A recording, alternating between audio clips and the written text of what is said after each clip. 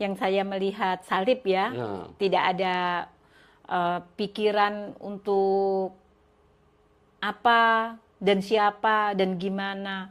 Dan kedua kalinya di Jabal Nur, yaitu bukit yang tertinggi itu, dan di situ saya mewakili dari yayasan untuk membentangkan banner. Saya membentangkan banner dan saya adalah satu-satunya perempuan yang naik ke gunung tersebut. Tapi saya itu seperti ada yang ngangkat, yaitu jubah itu. Jadi lagi-lagi yang diperlihatkan itu jubah dan sinar.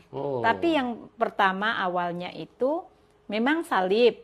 Dan yang kedua itu jubah yang untuk menuntun saya ke atas itu. Jadi saya tidak punya pikiran itu siapa.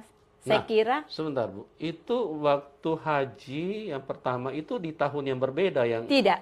Hah? Di tahun yang sama? Saya haji cuma 1 kali saja.